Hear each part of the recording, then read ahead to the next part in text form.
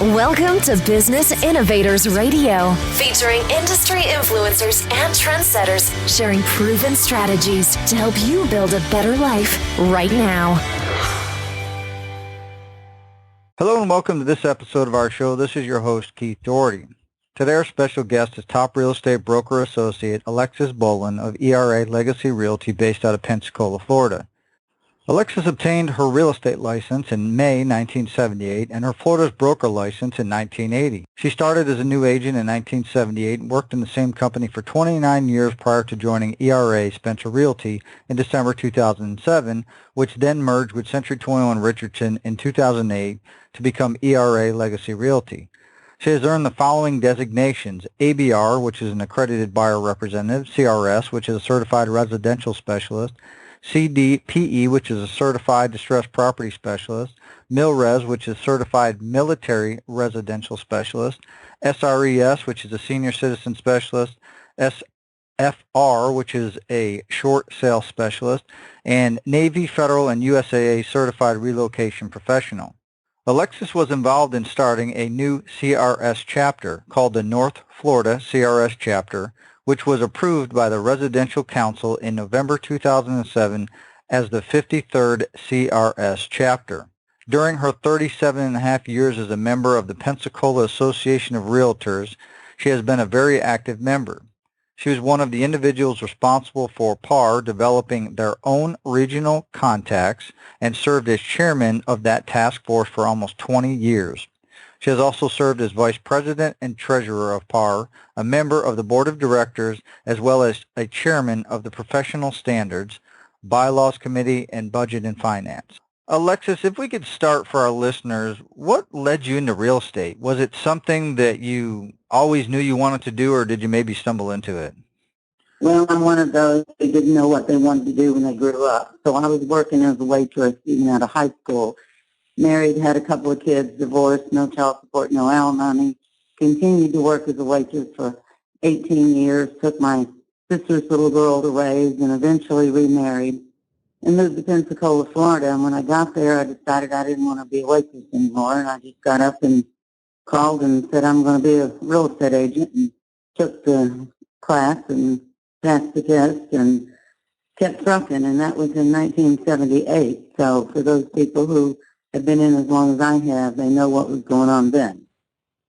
Yeah, you've definitely weathered, I'm sure, various different market conditions and storms you've encountered over those years. Yes, sir. Little did I know. I always say that you could tell a new agent to eat dirt and they would do it once anyway.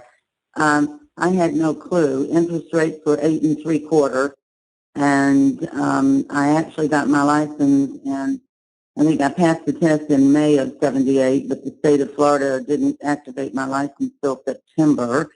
And in the meantime, the interest rate was going up. And so by my first full year in real estate, which was 79, they were climbing towards 10. And everybody was shaking in their boots, and I didn't know any better.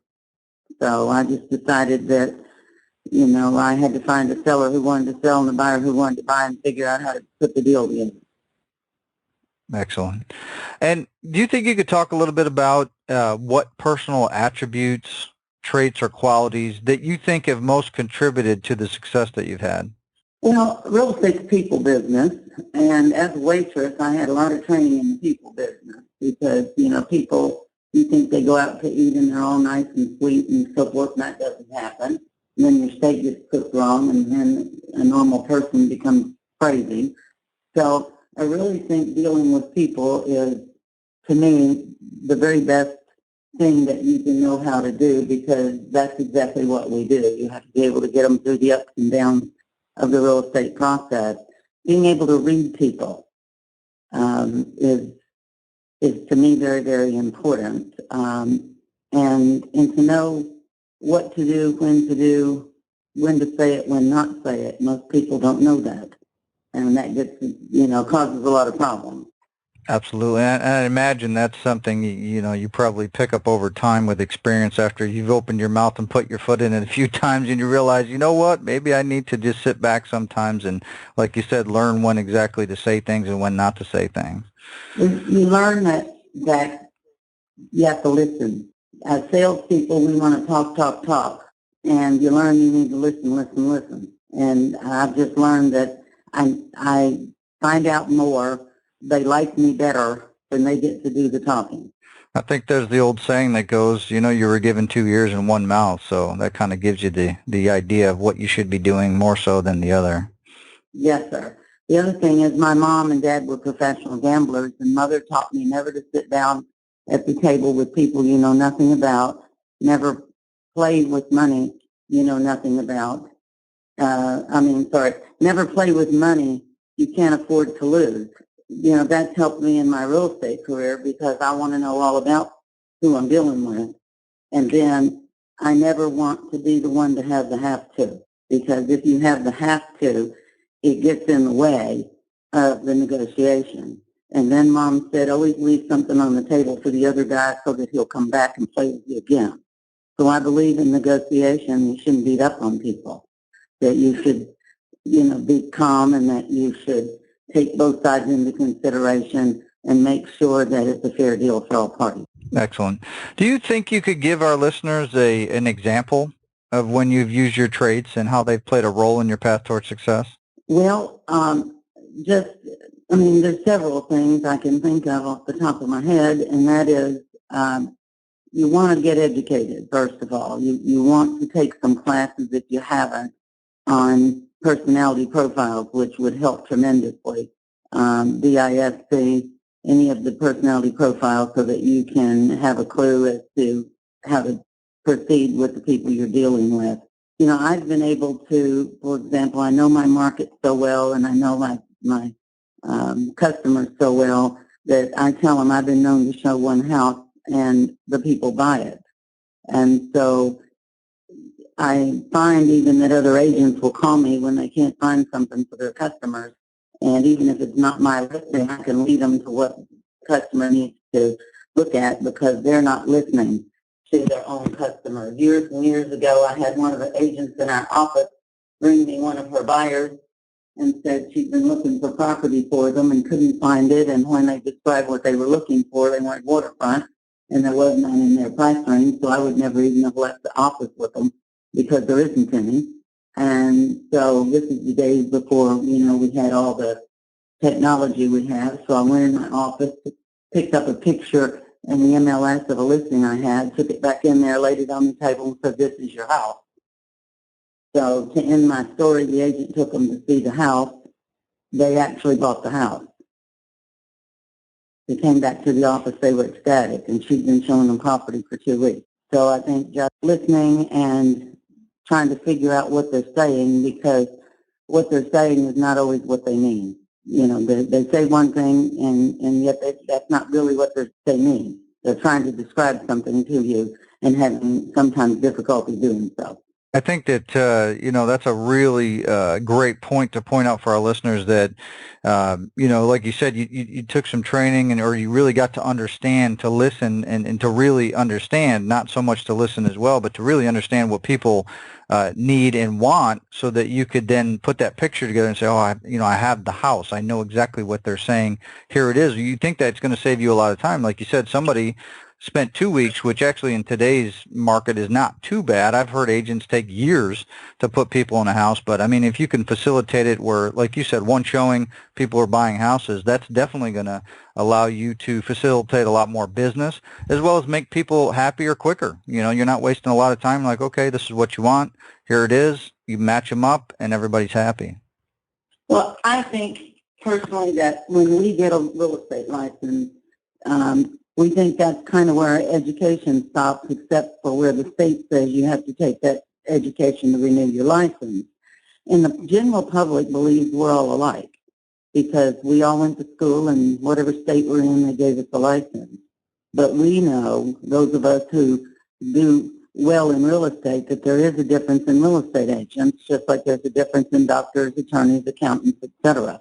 And so you have to hone your trade. You can't just get a license and then that's the end of your education. You need to get out there. You need to get your designations like CRS and senior specialist and some of the other ones, accredited buyer rep, so forth, and hone your skills through education. Excellent. Very great advice for everybody. So obviously, Alexis, after 38 years in the business, I would imagine that not everything has been a smooth sailing road for you, that you've ran into some issues along the way. So can you talk a little bit about some of the adversities or trials that you've had to overcome in order to have the success that you've had? Well, first of all, as I said, when I started out, it was, 9.5%, 10%. And then in a year or two later, the interest rates were 18% in Florida. And so trying to work through that with getting buyers and sellers together, being creative, putting deals together, was a difficult time in real estate for any of us who were in then, which, has helped me now, because then when my buyers find that the rate went up from 3.5 to, 3.75, I'm like, really? Are you kidding me? So I've had some issues like that. We have a lot of issues in real estate. When I first got into real estate, I lived in a little area outside Pensacola called Gulf Breeze. And Gulf Breeze is the highest per capita income in our area. And so the agents who were in Gulf Breeze didn't like me because I went into Pensacola to work. And so they would do almost everything they could to keep me from showing one of their listings or even getting a listing because of that. So I'd go on a listing appointment, and the seller would say to me, well, when I'd say, what are you looking for in a realtor? Then, well, I want a Gulf Breeze realtor. I understand that your office isn't in Gulf Breeze. And this was way before the technology that we have. And I'm like, okay, what difference does it make where my office is? And, I live here. My kids go to school here. And so those were some of the things that I had to go through when I was a new agent that, thank God, I don't have to do now. They're happy when I call. But then, trying to work deals with buyers and sellers. And the one thing that I find to be the most difficult, that I think most agents will agree, is that if you get another agent on the other end who is bent on running the show, being in charge, my way or the highway, that is the most difficult time that you'll have in trying to get that deal together and keep it together and get it to closing. We lose more deals because of the agents involved than we do because of the buyer and seller. So I think that is still a difficult situation for all of us, and that's where you have to be able to lose the money you have on the table, so to speak. You got to be able to walk. I told an agent not too long ago that they were nitpicking over something that shouldn't even been an issue, cosmetic, that if the buyer didn't want to buy the house, that was fine with the seller. And if the seller really was in a bind to buy the house, I'd just buy it to keep from having to deal with them. So those are usually the worst things I have to deal with. Excellent. And I guess, what kept you going despite these obstacles? Obviously, like you said, you got started, you were up against some things that a lot of people haven't seen, going into an area where they don't want you because you don't have an office, things like that. Why didn't you give up? What was your driving force? Well, I don't let people run my show. I don't let people rain on my parade. It's not up to them what I do. It's up to me. And so I was taught by my mother never to let somebody cause you to run their race. It takes two to race, and you don't let somebody else cause you to run their race. You only race if you want to. And so you go out and do the best you can. You be who you are, and everything will be fine. It'll work for you. Don't be jealous of what somebody else is doing. Don't get into an argument with them over something, because when people draw you in, they have control, and you need to have control of you at all times. So that's just who I am, and I also believe that there are certain people in the world that are born with a fire in their belly. And the one thing in sales, you can teach them till you're purple, but you cannot put the fire in the belly. And I believe that that's just something I have. Excellent. And I guess kind of looking forward a little bit as you continue on, what do you see your vision as you look forward, say, over the next 3 to 5 years for your career? Well, I have a daughter who's been working with me now for about 25 years. She will eventually take over the business. I'm going to be 72 this year in October, Lord willing. And so I see me continuing to do more of speaking and teaching, which is some of what I've gotten into, as well as selling. And, in my old age, just really enjoying myself and continuing to learn and grow and take care of my customers and my family. I guess also, you've obviously in 38 years, you've seen a lot of different things as technology has shifted and changed, over the years. What do you feel the best way that either yourself or agents, market themselves in this climate as a real estate professional so they can have continual growth? Well, I think they can still do some of the same things I did when, we were chiseling out contracts on stone with the Flintstones. That, if you take care of the people, they'll take care of you. So if they're going to take good care of people, then in today's age, they want to get those people to write reviews for them. Believe it or not, the old way of marketing, although we have all this technology, still works. The just sold card in the mail still gets listings. That sold sign that you put up gets phone calls. And so I continue to do the old style marketing along with using technology. So I continue to have what I call a top of the mind awareness ad in the newspaper, which is about a business card size ad. And just basically says, Alexis sells homes, over 5,000 homes sold, I can sell yours too. And so that's not very expensive. I continue to do an ad in our Sunday paper, and I know people go, oh God, the newspaper, nobody reads it. But your local people, a lot of them do, and a lot of them read it online, so I still do that. And I still do the postcard. I still do the Homes magazine. I want to make sure that my name and face is everywhere I can put it. And then the other thing is, because I care about my community, I'm involved. And so the community involvement that I love to do brings me a lot of business. So I would say for your listeners out there, get involved. Don't get involved in your business. That'll come. But get involved. Find something you're passionate about and get involved with. The other thing is I do a lot of referral business, and this is marketing, by going to different conferences and meetings and things. So CRS has been an excellent way to meet people, to learn more, to network, to get referrals. And that's also marketing yourself and marketing your business. I sponsored one of the best things I did years ago, and you can still do it now, is sponsor some Little League ball teams because they don't have enough sponsors. And we went over and above the sponsorship and bought T-shirts for the boys to wear to practice, and bought T-shirts for the moms and dads and brothers and sisters and grandmas, and their shirts said, either my brother's on Alexis's team, my son's on Alexis's team, my grandson's on Alexis's team, and just things like that. There are ways that you can get out there and market yourself that seem old and hokey, but I promise you that you do business eyeball to eyeball, belly to belly, people to people, and technology is a tool. Technology is not going to create a sale for you.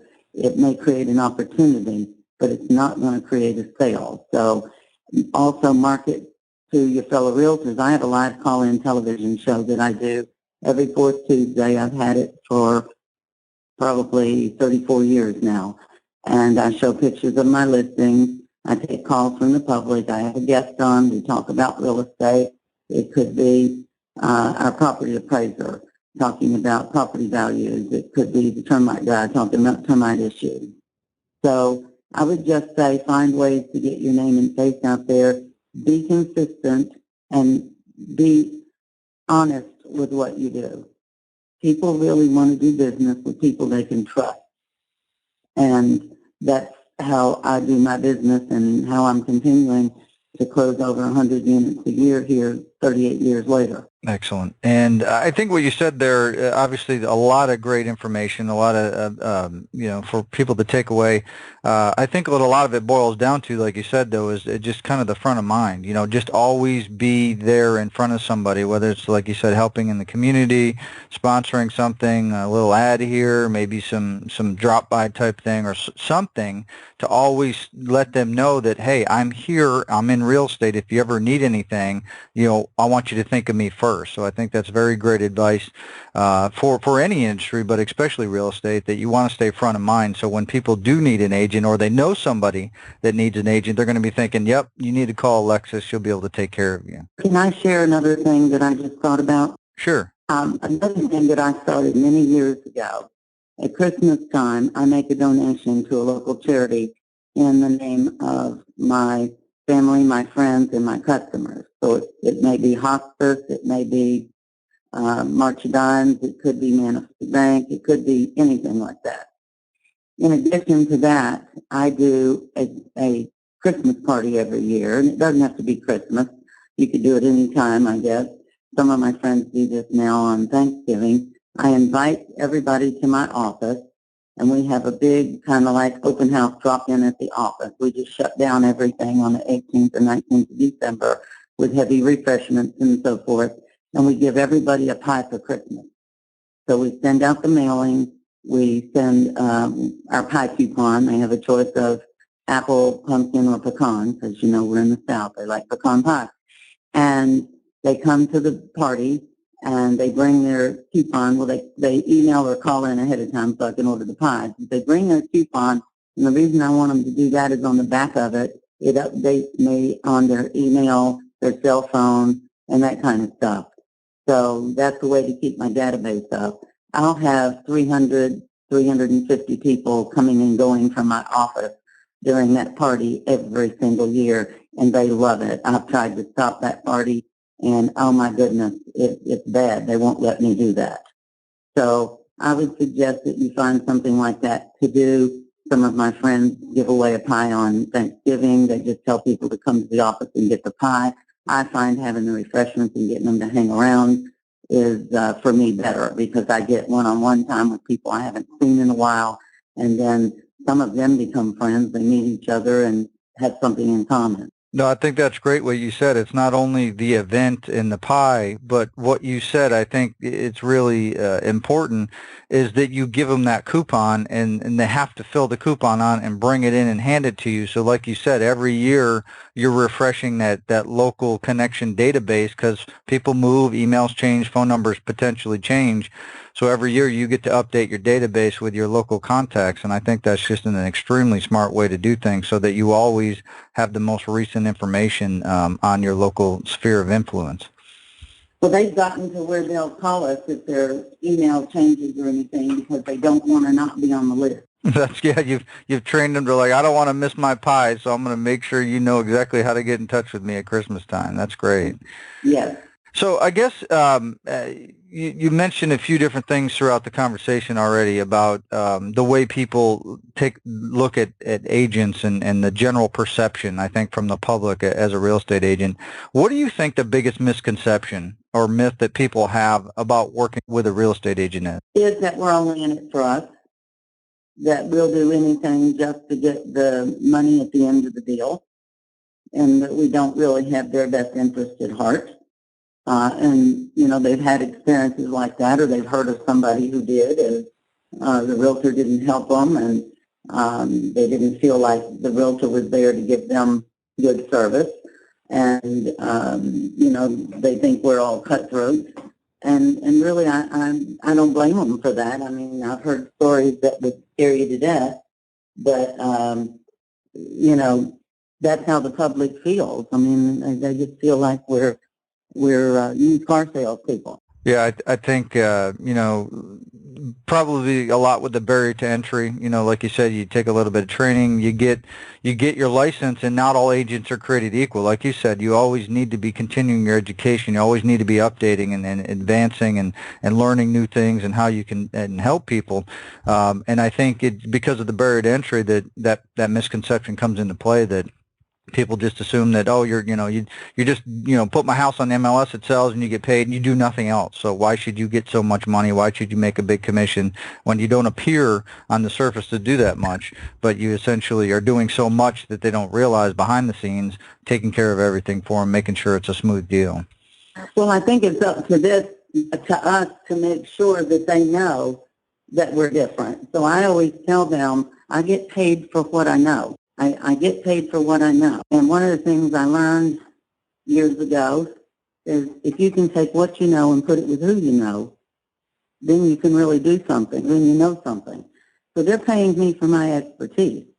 Now, if I can get their problem solved in 2 days versus 6 months, then maybe I ought to get a bonus. Get paid for what I know. And you're not going to know the difference between me and somebody else until the issues come up. And then a lot of agents can't solve those issues. I mean, the attorneys and the title companies in our town won't bet against me getting something closed. I'll go all the way to the White House if I have to get answers. So that, to me, you have to sell them on yourself. We have a very prominent lawyer in our town who's on Dun and Bradstreet and so forth, and I always say to them, his name is Fred, and I always say to them, I'm the Fred of real estate. And, you know, there's a lot of lawyers in town, and they all have a license, but they get paid differently. And you see Fred wins, and he wins all the huge cases, the multi-million-dollar cases. So if you have a case, you want to go with somebody who's winning these cases and knows what to do to win them and has some rapport with the judges and people they have to work with, you're going to pay him more money. But your likelihood of winning is greatly, and so you're probably going to pay me a little more money than you would another agent, too. But you're going to get the expertise for what you pay. Excellent. Yeah, so very true. So, Alexis, let's say you get a call from a family member or a friend. They're in another state. They want to sell their home. What advice would you give them about selecting an agent that could best serve their needs? Kind of how you take care of your people. I understand you have your network and the CRS and all that. You could easily make a referral. But if you were just to give them some general advice about going about selecting a realtor, what would you tell them? I just did this with my husband's sister and her husband. They need to get an agent that knows the area, that knows what they're doing. They need to find out how many sales that agent has closed. They need to find out what kind of education the agents had past getting their license. Now, that just doesn't mean that they know everything, because we got a lot of people with PhDs running around that know nothing. But they need to talk to the agent, and they need to find out exactly how the agent would go about selling the house. Who does the agent think the buyer is for this house? What would the agent do to a particular buyer? And find out about their experience. I would ask them to get some recommendations from other people the agent has done business with. And also people in the real estate business, like the title companies or the attorneys or somebody like that. And so I would ask them, you know, again, how long you've been in business, what's your education level, how many homes have you sold, how many homes in my neighborhood have you sold, and so forth. I want to know about their referral network. Do they have a network where they might possibly get a call from somebody out of town that would produce a buyer?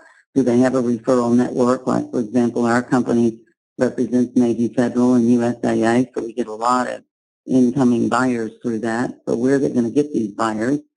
And I tell them what you don't want to see is the agent who practices the 4 Ps.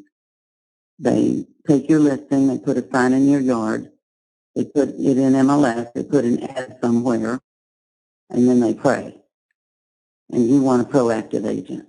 And Alexis, if somebody is looking for real estate agent or real estate services in the Pensacola area, what's the best way they can find out more information about you and how you can help them? Oh, my goodness, you can probably Google me and know more about me than I do. But my office is 850-478-5446. My cell number is 850-777-0275. My website is alexissellshomes.com, and they can email me at alexisera@aol.com. You can pick up I was going to say the phone book. I don't know if they make that anymore. You can call anybody in Pensacola and say, I'm looking for a real estate agent, and if my name is not the number one name they give you, it's going to be within 2 or 3 that they would give you. And that's what you strive to do in your local market. Excellent. Well, Alexis, we obviously want to thank you for taking time out of your schedule and coming here today and sharing all of your real estate professional experience with our listeners. And if you want to learn more about Alexis and how she can help you, below this interview, we're going to have a link to her site. We'll have any other contact information that we have for her so that you can reach out and make contact with her. And with that said, everybody, until our next show, have a great day, and we'll talk to you all soon. Thanks for listening to Business Innovators Radio. To hear all episodes featuring leading industry influencers and trendsetters, visit us online at businessinnovatorsradio.com today.